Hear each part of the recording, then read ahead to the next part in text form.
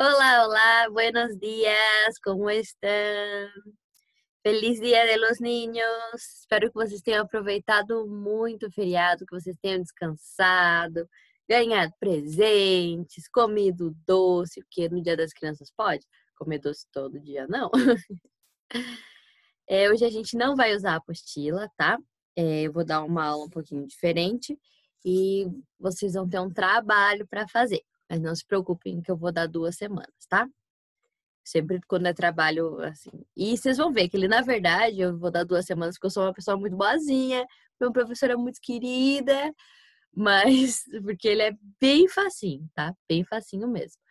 Mas ele vai ser dividido em 2 partes e vai valer nota, óbvio, né? Vamos lá, deixa eu compartilhar minha tela.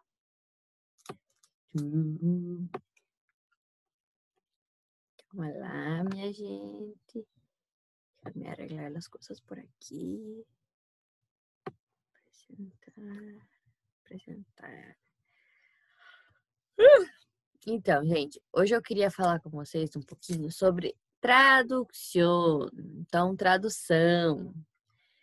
Eu sei que quando eu peço um trabalho para vocês, que muitas vezes vocês escrevem ele em português e depois vocês vão lá no Google Tradutor ou olham no dicionário e transformam para o espanhol. Nem sempre é fácil e nem sempre fica correta a tradução. Porque a gente tem palavras que são muito difíceis de traduzir, que às vezes elas não têm uma equivalência no outro idioma. Quando eu digo que não tem equivalência, quer dizer que essa palavra não existe no outro idioma. Porque as palavras que fazem parte, né, de uma língua, elas são um reflexo, tá, da cultura. Então, a gente tem palavras que a gente usa.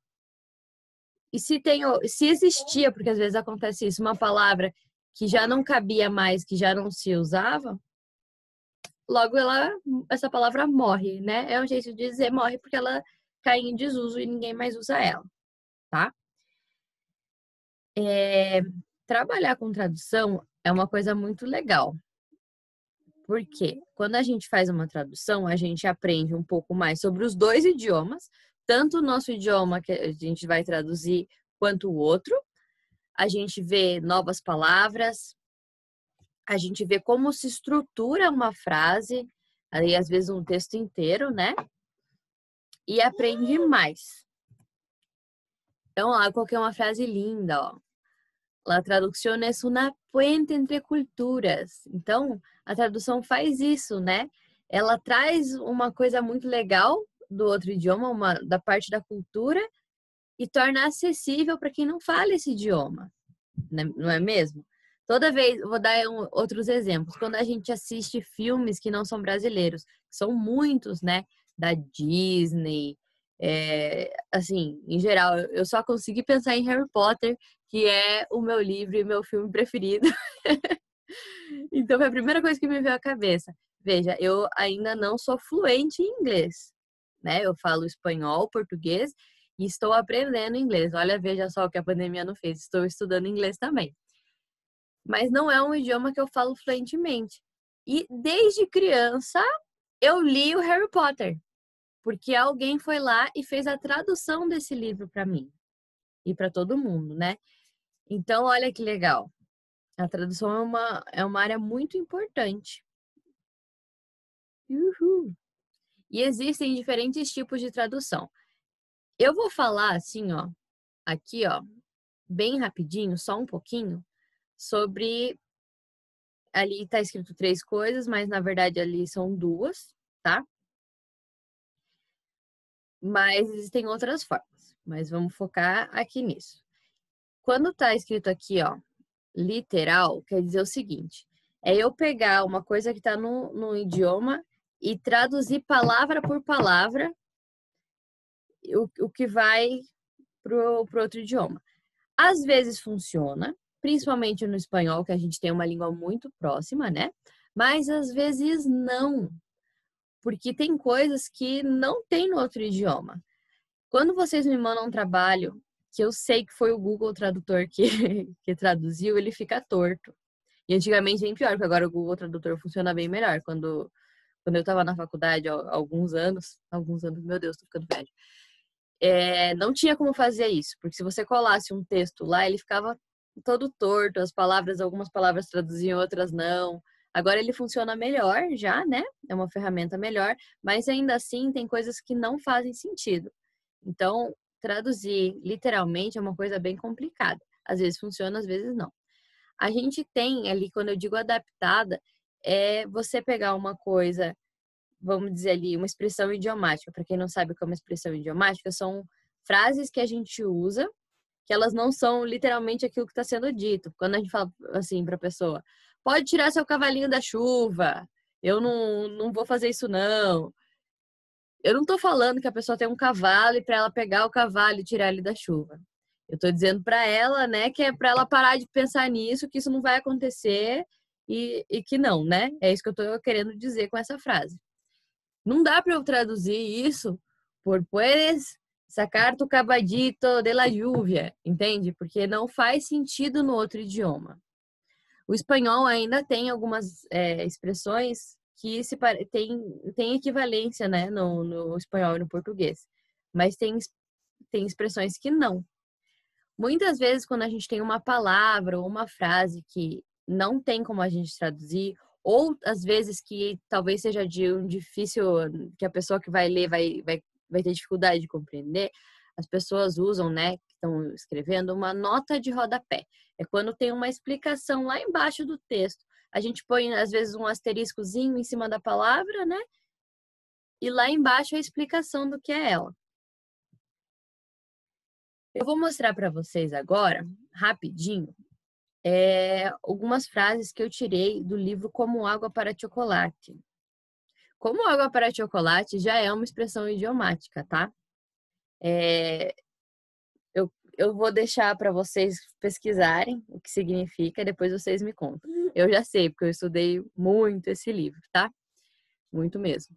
Eu li ele milhares de vezes e peguei todas as palavras ou frases que eu achava que ia ser difícil traduzir para fazer uma comparação com a tradução, para ver o que a tradutora, a pessoa que fez, resolveu com esses problemas. Então, quem escreveu esse livro foi a Laura Esquivel, tá? Ela é uma escritora mexicana. O Como Água para Chocolate foi o primeiro livro dela e ele foi um super sucesso. Esse livro foi traduzido para 35 idiomas, se não me engano. Deve ter sido um pesadelo, porque o português é uma língua próxima e já foi difícil, acredito, né? Porque ele tem várias coisas que são marcas culturais. Então, quando não tem coisas que não tem como traduzir mesmo. Para o português brasileiro, quem fez foi a Olga Savary, que é uma tradutora super renomada. Ela traduziu vários nomes. Filho, tá balançando aqui a mesa, gente. Vários nomes importantes da literatura de língua espanhola, né? Ele conta a história da Tita, que é uma moça, ela é a irmã mais nova, ela tem um amor, né, o Pedro, e ele vai lá, pede para a mãe dela a mão, né, queria se casar com ela, e a mãe fala não, não, porque existe uma tradição na família e que a filha mais nova não podia se casar até que a mãe morresse, que ela tinha que ficar cuidando da mãe para sempre. Então ela diz que não, mas olha que loucura, ela oferece a outra filha em casamento. O Pedro acaba aceitando, que ideia de jirico, e se casa com a irmã para ficar próxima da Tita. Enfim, acontecem várias coisas. Esse livro é super legal porque ele tem também, cada capítulo, são 12, ele começa com uma receita de alguma receita culinária, né? De alguma coisa. Então, aí no meio do texto a gente vai ficando sabendo da história, né? Do que está acontecendo e aprendendo como se faz aquilo que está ali de receita, dos ingredientes. É um livro bem legal. Ele é um dos preferidos da minha mãe, então eu li bem novinha. Olha lá os exemplos que eu falei. Vou mostrar rapidinho. Aqui, ó, eu tenho nessa tabela como era a frase e como a tradutora resolveu ficar. Aqui, ó, no livro original, né? No livro em espanhol tá na página 28, no livro em português na página 20. E é assim que está organizada a minha tabela. Então, a gente tem aqui, ó, um estremecimento recorria el cuerpo de Tita. E como vulgarmente se dice, se le ponía la piel de gallina, cada vez que se rompia um huevo. A tradutora, a gente tem essa frase aqui, ó, se le ponía la piel de gallina, né? Ela ficava com a pele de galinha. Um estremento percorria o corpo de Tita e, como vulgarmente se diz, ficava toda arrepiada, cada vez que se quebrava um ovo.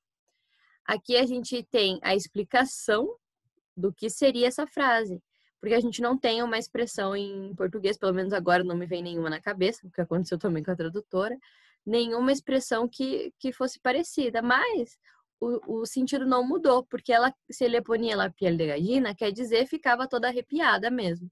Só que no original a gente tem essa frase aqui em cima, como vulgarmente se disse. Então, como vulgarmente se diz, aí tem uma expressão. Aqui ela não cabe, porque ficava toda arrepiada não é uma coisa que se diz assim no dia a dia. Ela não é uma expressão. Então, na tradução dava para ter tirado isso aqui, já que ela optou por adaptar, por escrever o que seria, e ter deixado só um estremecimento percorria o corpo de Tita e ficava toda arrepiada cada vez que se quebrava um ovo. A gente tem aqui nessa segunda, se transportou al día en que a los 9 años se había ido de pinta con los niños del pueblo. A gente tem a expressão ido de pinta. E que foi transformada em saiu para brincar. Transportou-se ao dia que aos 9 anos saiu para brincar com os meninos da cidade. Ir de pinta quer dizer matar aula. Quer dizer que ela tinha aula e de vez ela ir para aula, ela saiu brincar, né? Com os meninos do povo, brincar ou sei lá. Essa tradução, ela mudou o sentido daquilo que estava sendo dito, né? Porque aqui a gente tem uma característica da personagem, que está dizendo que ela estava fazendo uma coisa que não devia, ela estava quebrando uma regra, o que não dá nesse sentido, né, no português, porque quando ela só saiu para brincar, sair para brincar não é uma transgressão, não é uma coisa que ela estava fazendo de errado, não é mesmo? A gente tem aqui Lo que el viento ajuarez, que foi transformado em o mesmo mal que uma lufada de vento. Essa expressão aqui, ela conseguiu o mesmo sentido, tanto no espanhol, né, quando ela fez a tradução para o português. Lo que el viento ajuarez tem uma história por trás dessa expressão. Tinha uma figura política importante, que foi feita uma estátua, né? Eu não consigo lembrar o primeiro, não sei se era Benedito. O sobrenome dele era Juarez. E tinha uma estátua lá grande dele no meio da cidade, eu não consigo lembrar exatamente o nome. E aí teve aqueles ventos que são tipo uns furacões, sei lá, um ciclone, que tomou a cidade e destruiu muita coisa. E quando o pessoal voltou para ver como que estava, o que tinha acontecido, a única coisa em pé era a estátua do Juarez. Então, quando eles dizem lo que el viento a Juarez, quer dizer, tipo, nada, porque o vento não fez nada pro Juarez. Então, por isso que a tradução ficou aqui, o mesmo mal que uma lufada de vento. Aqui a gente também perdeu um pouco, porque ela fala envuelto como taco, el niño dormia tranquilamente. Taco, né? Uma comida mexicana, deliciosa. E ela tá fazendo uma comparação de como o menino estava enrolado, o nenezinho. E a tradução ficou envuelto primorosamente, o menino dormia tranquilo. Então a gente perdeu também um pouquinho de um traço cultural do que estava escrito lá. Vocês vão traduzir o Dom Quixote de la Mancha. Eu já vou fechar aqui e vou mostrar para vocês, tá? Ele não é o livro inteiro original, quer dizer, ele é um livro inteiro, mas ele é uma adaptação. Então, ele foi feito para crianças. Eu vou dar ele para vocês porque para traduzir um texto maior, você tem que ter um nível de língua, de conhecimento, né, muito maior. Só um pouquinho. Eu preciso ver uma coisa aqui, só um minutinho. Perdão, deixa eu voltar lá para terminar de explicar o que vocês vão fazer. Tá, então eu já vou mostrar qual é o texto, tá? Vocês vão traduzir só cada pessoa, né, vai traduzir uma página daquele PDF que eu vou mandar para vocês. Uma página só, tá? Como é que eu vou saber quem que vai traduzir o quê? Vocês vão aqui nos comentários, vão escolher, vocês vão abrir o PDF que eu mandei para vocês e vão escolher uma das páginas para traduzir, tá? Então, vocês vão comentar aqui, página 5. É para olhar não embaixo ali, é para olhar no PDF qual é a página, porque o PDF ele conta também as capas, tá? Então, é para vocês colocarem lá qual é a página do PDF. O PDF, se eu não me engano, tem 22 páginas. E o texto começa na página 5, tá? Então, vocês têm que comentar aqui a página escolhida.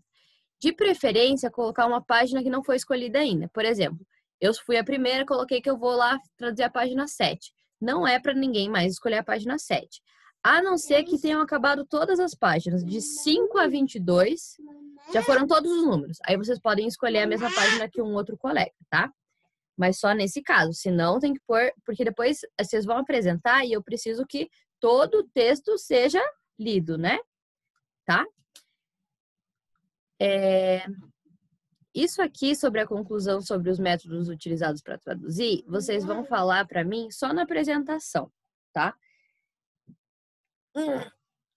Então, lembra que eu falei ali no começo que vão ser duas coisas? Vocês vão fazer a tradução e depois vocês vão apresentar via Meet, daqui a 2 semanas.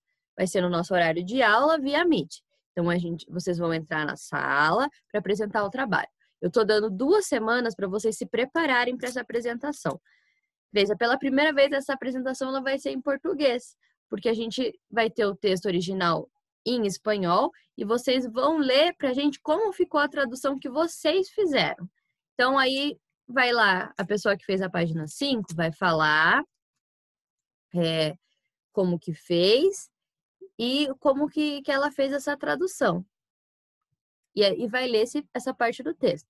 Aí a próxima pessoa, que é a página 6, vai ler a parte dela, entenderam?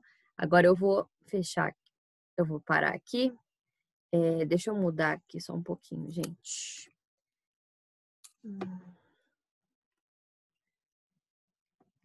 Eu vou mostrar para vocês o texto. Cadê?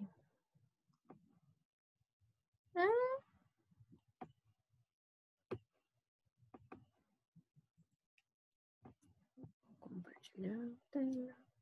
Aqui, no Quijote de la Mancha. Ó, lembra que eu falei que o texto começava na página 5? É porque antes disso, ó, ele vai ter as capas. Cadê lá? Ó. Edição de fácil leitura, né? Quer dizer que o texto original não é esse. Ele era um texto bem maior. Então, vamos lá. Aí aqui, então, a gente tem a página 1, tem sempre lá o número, um título. Esse livro, ele tem imagens e o que seria, lembra que eu falei a nota de rodapé que às vezes está embaixo? Aqui a gente tem, então, em negrito e a explicação do ladinho, que pode ser também, tá? Na hora que vocês forem traduzir. Eu já peguei, copiei e colei no Word, para mostrar para vocês, tá? Como que você faz. Deixa eu mudar aqui, a ver. Esse negócio tá aqui bem em cima da minha aba. Pronto.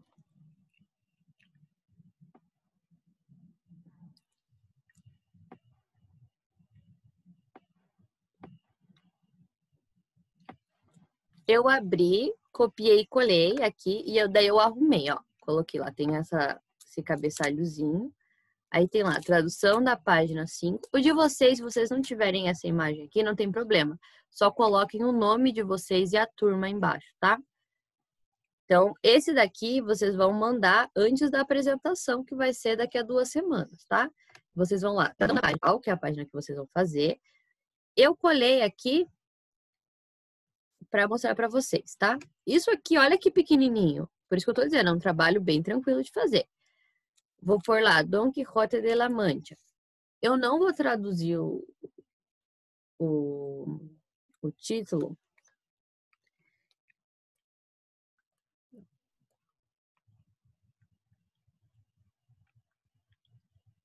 Porque La Mancha é uma cidade, ele é um lugar, né, lá da Espanha. Então eu vou manter.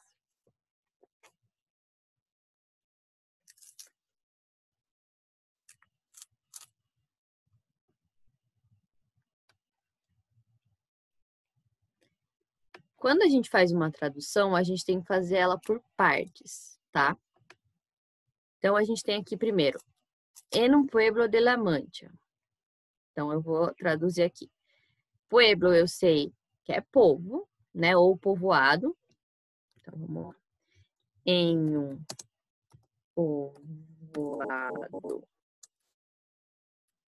da Mancha, que é um lugar.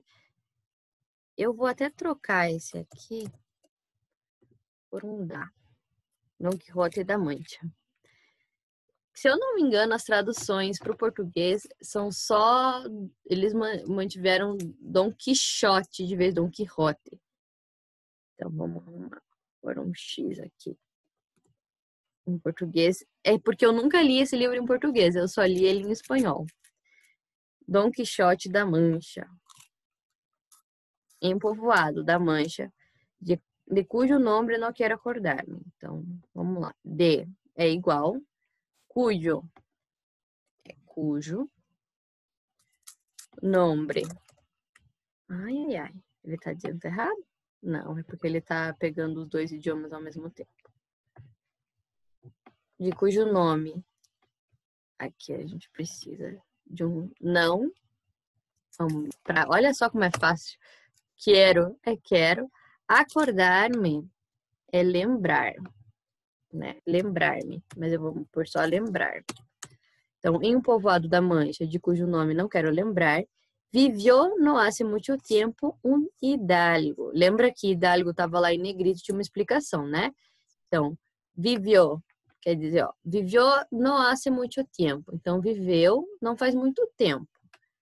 Então, vamos lá. Viveu. Opa!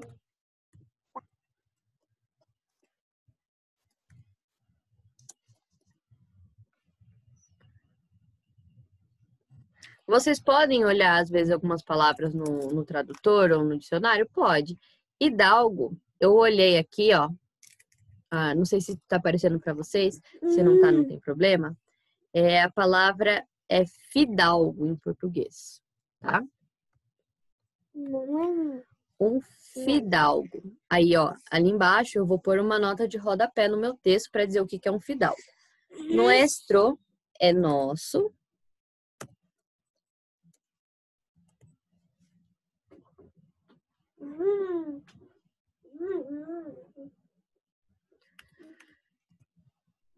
Vou trocar esse H pelo F, né? Porque eu sei que é fidalgo. Nosso fidalgo se chamava. Então, se chamava, né? Chamava Alonso Quijano. Esse era o nome dele. Então, o nome dele eu não vou traduzir, porque nomes são nomes, né? Tinha muitos anos.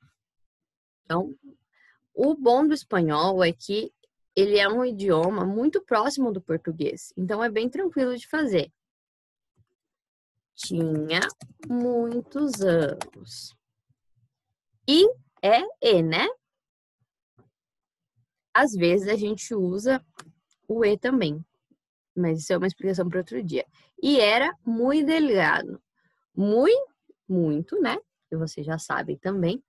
Delgado é magrinho, é magro. Então, vamos por aqui. E era muito magro. Pode ser que tenham palavras que vocês não saibam, aí vocês podem olhar lá. Dom Alonso possuía um cavalo flaco. Possuía, posso pôr só tinha também. Tinha um cavalo. Um L só.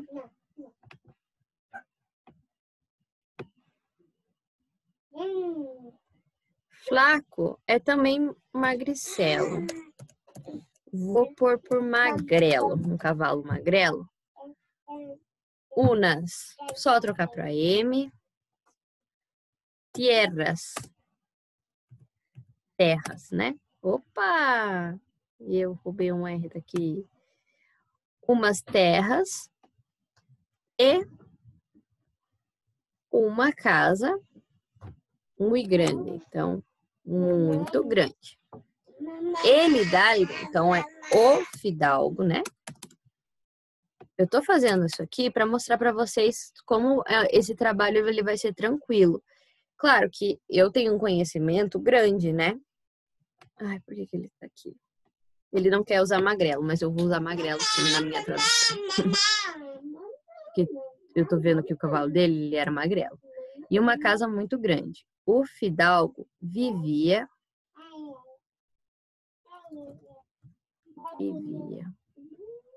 com sua jovem sobrinha. Então, com sua jovem sobrinha. Em português, né? Tem um H. E uma criada. Uma criada. Tá vendo? Olha que tranquilo. Já terminei isso aqui. Eu copiei, gente, a imagem de lá printando. Eu cliquei no print, na tecla do meu computador de print. Quando eu clico nela, ela escurece e eu posso selecionar aquilo que eu quero printar. E daí eu roubei lá só a imagem para pôr na minha tradução. Se vocês conseguirem fazer isso, é legal. Aí, lembra que tinha a explicação do que era um fidalgo? Um hidalgo era uma pessoa que havia heredado tierras e vivia sem ter que trabalhar. Era um nobre. Então, a explicação precisa também ser traduzida, né? Persona é pessoa. Havia.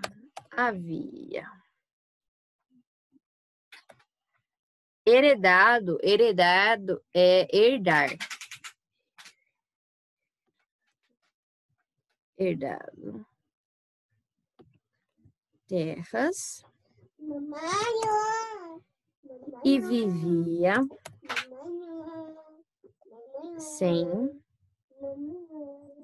ter que trabalhar. Trabalhar era um nobre. Terminei a minha tradução, gente. É só isso. Então, ó, aí esse daqui, vocês vão subir lá como resposta aqui na postagem, tá? Porque essa é a parte escrita do trabalho de vocês.